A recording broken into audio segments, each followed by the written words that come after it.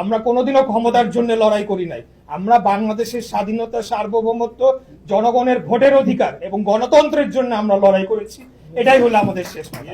যে আমি যে রায়টি পেয়েছি সেই রায়ের পূর্ণাঙ্গ যে সার্টিফাইড কপি, রায়ের কপির জন্য আমরা অপেক্ষা করছি।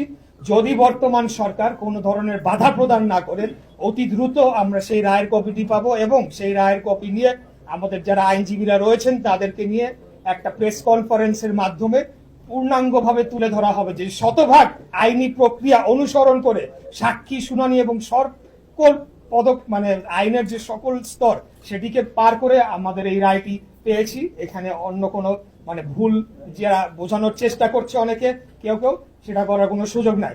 আরে 5 তারিখের পরে 6 তারিখে বের হয়ে আমরা তো ঢাকা শহর পাহারা দিছি। আমি তো কে বাধা দিত? শহরই তো পাহারা দিচ্ছি আমরা, কিন্তু সেই কাজ আমরা করি নাই। আমরা আইনি প্রক্রিয়া অনুসরণ করে প্রত্যেকটি ধাপ অনুসরণ করে এই জাস্ট রোজার আগের শেষ কর্মদিবসে আমরা রায়টি পেয়েছি।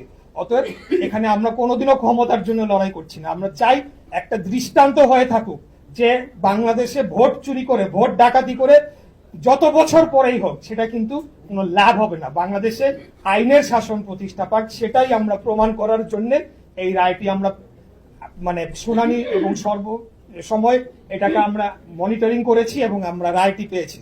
এখন পরবর্তীতে আমরা আইনি প্রক্রিয়া অনুসরণ করেই যা করার করব এবং আমাদের যে রাজনৈতিক সিদ্ধান্ত সেটা যথাসময়ে আমরা জনগণের কাছে উপস্থাপন করবে। তবে একটা কথাই বলতে চাই, আমরা কোনোদিনও ক্ষমতার জন্য রাজনীতি করি না। আমরা জনগণের অধিকারের জন্য, বাংলাদেশের স্বাধীনতা, সার্বভৌমত্বের জন্য রাজনীতি করে চলেছি। সেটার ধারাই অব্যাহত থাকবে।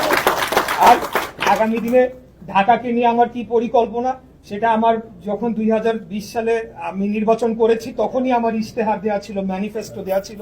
ঢাকা শহরের যে সমস্যাগুলোর ব্যাপারে আপনারা অনেকেই বলেছেন, আমি মনে করি সবচেয়ে বড় সমস্যা এখন সেটা হচ্ছে বাংলাদেশের ঢাকা শহরের যে যানজট এবং যে দূষণ। আমরা একটা বিশ্বের অবসবাসযোগ্য নগরীর তালিকায় 1 থেকে 5-এর মধ্যে ক্রমাগত রয়েছে। গত 15 বছর কোনো উন্নতি হয় নাই, বরঞ্চ দিনকে দিন আরো শহরের অবস্থা খারাপ হয়েছে। এটা কেন হয়েছে? কারণ অব্যবস্থাপনা এবং অপরিকল্পিত নগরায়নের ফলে এই জিনিসগুলা হয়েছে, যেটা বিগত আমলে খুনি হাসিনার সরকার কোনোদিনও এগুলাকে ভ্রুক্ষেপ করে নাই। তারা তাদের লুটপাট নিয়ে ব্যস্ত ছিল, জনগণের কি আসতে বলে সেটা তারা জানে না।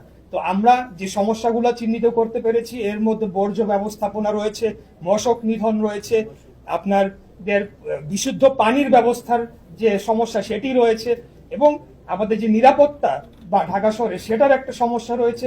এখানে যে জলাবদ্ধতা হয়, পানি নিষ্কাশন অর্থাৎ ড্রেনেজের যে সমস্যা সেটার সমস্যা রয়েছে, নানাবিধ সমস্যা রয়েছে। সর্বোপরি